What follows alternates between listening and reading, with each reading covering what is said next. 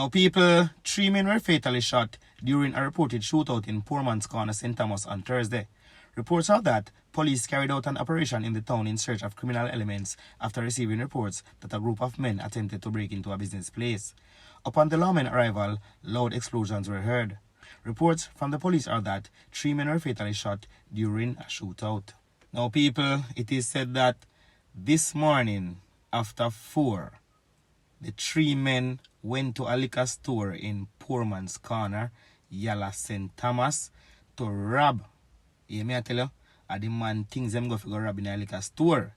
Anyway, 3 of them, 1 go inside a liquor store and 2 outside a watch. It's a place where them rob before, so the owner set up him camera inside. The one we go inside, them say, pop down the camera, But the owner already see what go on and call the police. So when the police roll up, the 2 outside, them drive away, The one inside him can't come out. So say a shootout are going right there right now. And him a shoot after the police, them police a shoot after him get shot and dead in the place. The next 2, them drive them down go Grand Spin and down to them catch them and kill them. So 2 dead down a Grand Spin and 1 dead in the liquor store, people. I don't know which part they come from. I don't know where they name, but then gone a Yalas over St. Thomas if you go rob the man place. It is said that somebody rob it already. I don't know if it's them or somebody else, but the man place get robbed already, so him set up one camera and start watching business. So as them 3 gunmen come and decide if you go back in a place, 1 go in spotted 3 of them, 2 outside, 1 inside, and he make sure call the police, and the police did forward and back them up in the people. So so the rest is history. 3 of them pronounced dead.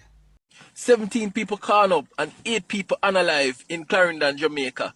GOJ and FLA, give yourselves a round of applause. You're doing great out there. You're doing excellent out there. You see, the whole process to apply for licensed firearm, it is so elitist, it is so biased, it is like everything anti the people who live in Cherry Lane, right? Because you have to prove how much money you have when you're applying, you have to prove your own properties, you have to prove all of them stuff. The whole process has nothing to do with you preserving your life from criminals, right? And they breed up criminals out there like crazy. But yet still the law-abiding people, because they live in a certain area, are left at a disadvantage. And it is the area that these people are most likely to get attacked by criminals that the people can't, right? Next to can't own the proper tool to defend themselves. Now, if you're uptown and you have the house, the car, the land, the money in the bank account and the business and stuff, you're more likely to get approved. So a lot of people uptown are armed, so these cruff won't try that uptown because they know that they're going to face some resistance. Now, I was watching the news and I see the people say that these guys were there for 15 minutes. 15 minutes with high-powered weapons. Weapons, by the way, that are not, right? 15 minutes unchallenged. 15 minutes, they were there, they were comfortable enough to be relaxed and to be there for 15 minutes. And the lady said that the man who unalived our daughter said that we're going to unalive all of them. They were so comfortable. They were in their comfort zone to just be there firing off for 15 minutes. No police responded within that 15-minute period. There was no resistance from any resident because the resident can't own what they really need to challenge these crufts. And the people were just there as like a lamb to a slaughter. And then after the end of this, all the politicians are just going to come and do and talk like they care. They care what? They care what? Those guys have bodyguards around them 24/7.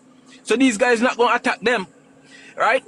The police don't come until after the fact, right? And then on top of that, our politicians can't really make any real laws to protect the people unless they have to approve it with the head of state, which is the king, right? Not even our elected officials, right? The king is the head of state of Jamaica. So our prime minister is just a puppet, right? Just a puppet. So you're telling me that these people can do these things, and then the laws and the books don't even get. And one of the things I heard these politicians say a lot of the times when they talk about making laws, you know, it's not going to prevent these guys from doing. It's not going to prevent. We don't want. If it don't prevent them, fine. But I want to know that my loved one who is in a dark hole after this happened, right, rotting away. I want to know that when the perpetrator of that is caught, I get proper justice. I want them to be in a dark hole, living a dark hole with no human contact, with nothing but a toilet, not even shower apparels. And the only thing that they should be fed through is a tiny little hole. A tiny little hole. You just open the tiny little hole and jam the food through there, let them eat. Because we want them to live and suffer. We need real justice. You're going to lock people up for a short period of time and then have them use some technicalities to get out of prison. Right? While my loved one suffer in a, well, not suffer, but rot away in a hole, in a dark hole. Right? We need real justice. The justice system need to be for the people. To be for the people. And let me ask you, this Mr. Prime Minister, is it going to be this way all the time? Is it going to be this way where our people be sitting in these communities as a sitting duck? We need to be able to arm law-abiding citizens. And I can tell you, the whole process, it takes probably about a year or a year and a half for you to get channeled through the various agencies for you to get approved. And when you go through and these guys see that you don't have any criminal record, you have never done a crime, right, that is dangerous to any Jamaican citizen. You have been living there for so long, and you have never done anything to anybody but live, work, pay your taxes, right? And you're most likely to get denied because you don't own the world. But a lot of criminals, because they have the money, they go and they bribe the corrupt police. Or they go and they bribe the corrupt officials. Right? And they can get approved. So they are criminals and they own the means to defend themselves. But the law-abiding citizen can't do it. Because they're too poor to own the right means to defend themselves. And then we're going to talk about police after. Listen. Anyhow, you had 3 or more residents within that vicinity that were armed. They would have been able to save some lives, because these cowards, I can tell you, these cowards, they like to go and they like to squeeze, and they feel comfortable squeezing. But the moment it coming back at them in full force, I can tell you all of them gone, right?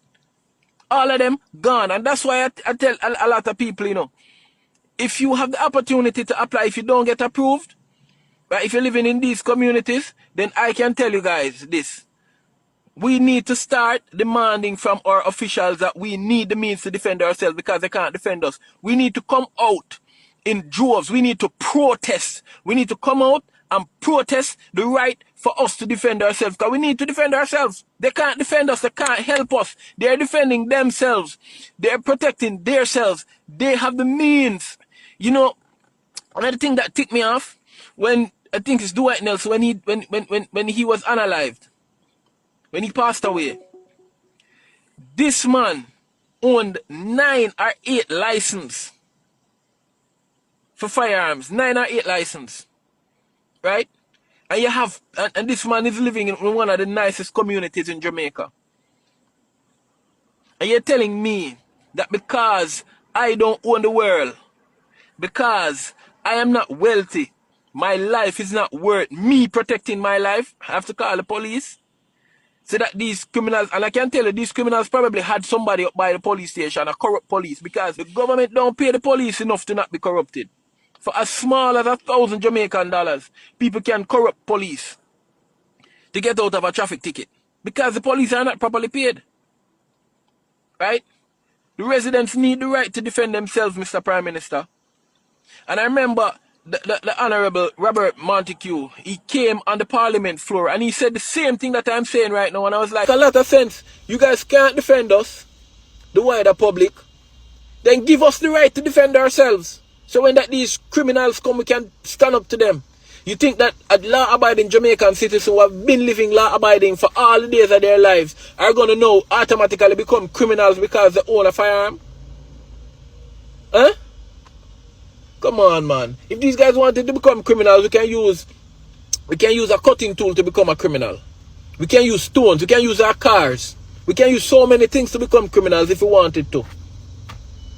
But these guys choose to be law-abiding. Right? So now people have to get something. When they go through the FLA process, you know, and they don't get approved, you know, and people realize that their lives in danger, you know what they're going to do next? They're going to try to turn to something that is not legal. They're going to try to defend their lives anyway.